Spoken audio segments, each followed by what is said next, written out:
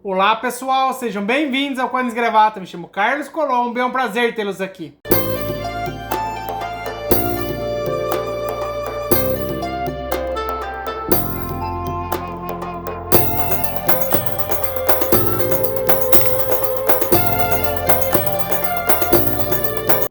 Hoje, em exibição, nós temos Kay Parker número 23. Vou mostrar de perto para vocês essa lindeza, pessoal. Olha que bonita essa capa. É a Mulher de Cochito e a Vida de Ada, pessoal. Duas histórias muito boas. Eu já li faz tempo, pessoal, na época da VEC. Agora eu vou lendo com comics aqui, pessoal. Então vai ser realmente um prato cheio. E temos também Tex ônibus, pessoal. Esse ônibus do Tex tá maravilhoso. Eu tô adorando ler esse ônibus, pessoal. Quem é fã de Tex tem que ter essa coleção. Muito, muito boa. Mas qual o motivo do nosso vídeo hoje? É para tratar de um outro quadrinho do Tex, pessoal. Estou falando de Tex Bis, pessoal, número 657. Que teteia, pessoal. Isso aqui é muito legal. Inclusive eu vim até a caráter. Vou até mostrar para vocês aqui. Olha o Tex aqui, pessoal. Tá vendo? Até na camiseta tá o Tex. Tex é meu personagem preferido. Quem não conhece Tex tá vivendo errado, pessoal. Vai ler Tex, porque Tex realmente é maravilhoso. E essa obra que nós temos aqui, ele tem o preço de capa de R$ 32,90. Ele corresponde aos 753 bis lá na Itália, na Bonelli, pessoal. A gente tá bem próximo ali, são poucos volumes de diferença que a gente na Itália. Normalmente a gente tem 4, 5 volumes de diferença, apenas para poder dar tempo de vir pro Brasil as obras. E o título dessa obra é No Rastro de Kit Carson. Kit Carson é meu personagem preferido de todos, pessoal. Eu gosto mais do Kit do que do Tex. Fazer o que, né? Realmente eu gosto muito mais do Kit. E vou ler aqui para vocês o nome dos artistas dessa obra. No texto nós temos o Antônio Zamberletti e na arte nós temos o Sandro Scatelli. Aí é o nome mais difícil, pessoal. Vou chamar ele só de Sandro aqui para facilitar a minha vida. E algo interessante que me chamou bastante atenção, que o Zamberletti, ele é um ex-policial. E ele também escreveu vários livros nessa linha, né? Essa linha editorial policial também, seguindo a profissão dele. E quando ele entrou na Bonelli, ele foi escrever sobre Zagor, pessoal. Ele começou com Zagor. Mas ele também já passou pelo nosso querido Dumper, que é o meu segundo personagem preferido da Bonelli. E hoje ele tá no Tex. Merecidamente, ele chegou até o Tex, que o Tex com certeza é o auge dos autores ali na Itália, quem trabalha na Bonelli. Quem chega no Tex venceu na vida. Já o Sandro, ele teve uma vida diferente. Na verdade, ele trabalhava com desenhos animados. Olha que interessante. Até que ele chegou na Bonelli e ele já foi diretamente trabalhar com o Tex. Esse é um cara privilegiado. E vamos para a história em si, pessoal. Logo no comecinho a gente vê o nosso querido Kit Carson chegando na cidade de San Andrés, que fica ali no estado do Texas, pessoal, pertinho da fronteira com o México. Vou mostrar nosso querido Carson chegando à cidade. Olha aqui que arte bonita da cidade, pessoal. A entradinha da cidade. Realmente é uma arte bem bonita. O Sandro caprichou nessa arte aqui. E vamos mostrar o nosso querido Kit Carson, né? Será que desenha bem o Kit Carson? Claro que desenha, né? Olha o Kit aqui, pessoal. Tá vendo o Kit? E logo após que ele chega na cidade, ele tá deixando o cavalo dele ali na cocheira, ele começa a ouvir tiros. E ele se pergunta, o que são esses tiros? E o dono ali da cocheira fala, na verdade, esses tiros são do jovem Morris Clayton, que tá se divertindo ali no salão. O Carson decide ir até o salão para ver realmente o que tá acontecendo. Olha o jovem Clayton aqui, pessoal. Esse rapazinho aqui atirando para tudo que é lado dentro do salão, se divertindo às custas do taberneiro, né, pessoal? E claro que o Kit Carson não ia deixar isso acontecer. O Kit ia impedir. Tanto é que a gente vê na cena seguinte o nosso querido Kit cuidando desse Clayton, pessoal. Olha aqui, ó. Chegou o Kit. Opa, pode parar que não é assim que funcionam as coisas, não. Então o Kit inicialmente dá uma lição nele. Só que o jovem Morris Clayton e seus dois amigos que estão ali junto não aceitam essa interrupção do Carson. Então começa um tiroteio aqui, pessoal. E esses três vilões, né, podemos considerar como vilões, acabam sendo derrotados e mortos pelo Kit Carson. Só que o Kit Carson acaba sendo ferido também nesse tiroteio. Vou mostrar aqui pra vocês.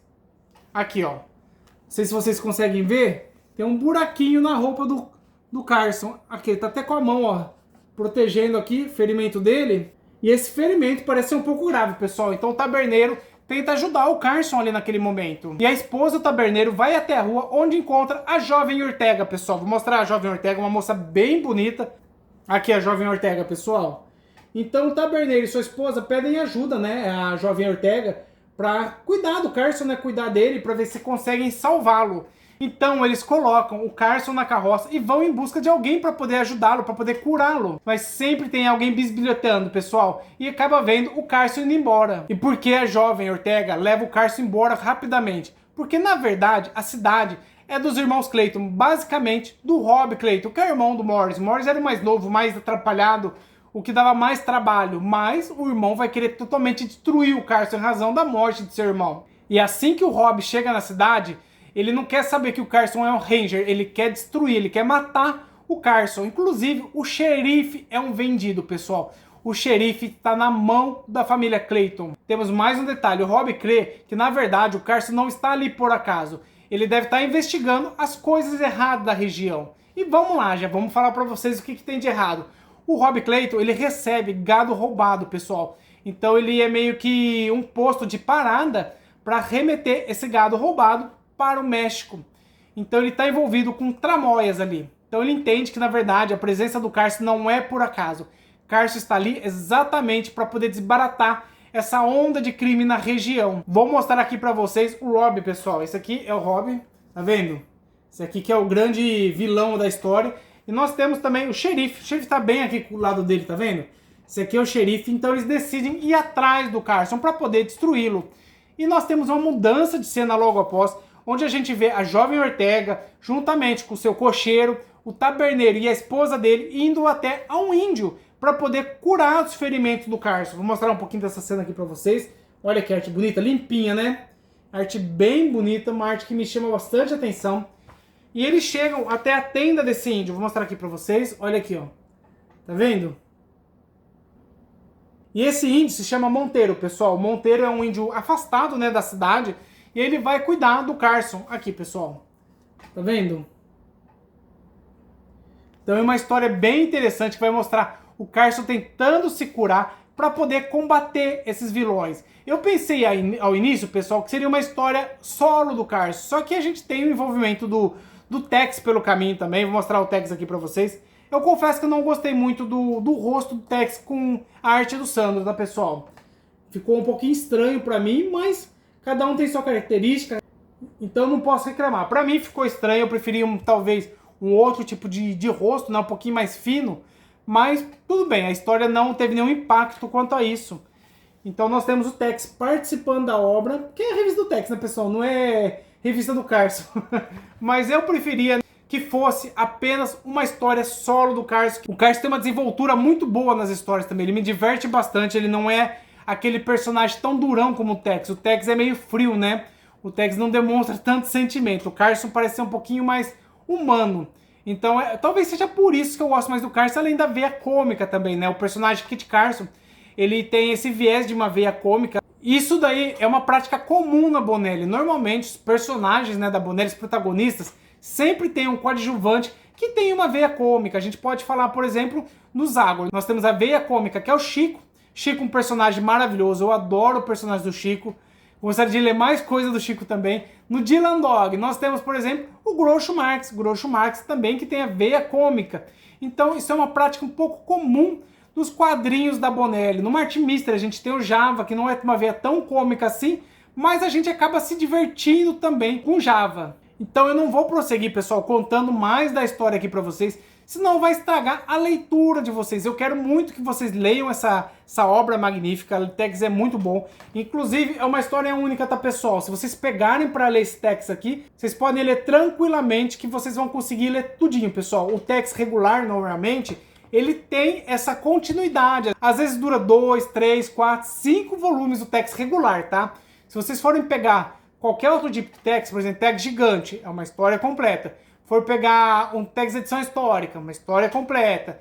Todo outro tipo de Tex, normalmente, ele se autocompleta naquele volume. Eu acho que a exceção são os Tex regulares, tá? E também o Tex Wheeler, que é a versão jovem do Tex, que também é muito bom, pessoal. Eu tenho gostado bastante, eu acho que foi um ótimo acerto essa repaginada que eles deram no Tex, porque esse Tex Wheeler, ele, na verdade, ele se tornou um Tex menos durão, né, do que a gente conhece aqui no Tex regular, normal. Então a gente vê o Tex um pouquinho mais solto, né, mais livre. Então realmente eu tenho curtido bastante. Se vocês quiserem uma pegada um pouquinho diferente do Tex, vão atrás do Tex Wheeler, que é maravilhoso. Antes de encerrar o vídeo, vou mostrar um pouquinho da arte, tá, pessoal? Um pouquinho mais da arte, que realmente me chamou bastante atenção. Apesar de não ter gostado tanto assim do rosto do Tex, foi minha única crítica, pessoal. Do resto, eu adorei a arte. Desenha cavalo pra caramba o Sandro. Sandro também sabe desenhar muito bem o armamento, sabe, cenário, fundo. Então me chamou bastante atenção. Esse jogo de sombra que ele faz, olha isso aqui. Olha esse tiroteio, que legal. Então realmente é um artista que merece meus elogios. Eu acho que talvez o rosto pode melhorar um pouquinho, mas é a técnica dele, né? A visão dele ali da obra. Então eu não posso reclamar muito disso. Olha aqui o Carson também ferido. O Carson é muito bom. Então eu vou ficando por aqui, pessoal. Espero que vocês tenham gostado do vídeo. Quem não for inscrito no canal, se inscreva no canal, curte o vídeo, comenta. E a gente se vê no próximo vídeo, pessoal. Um abraço!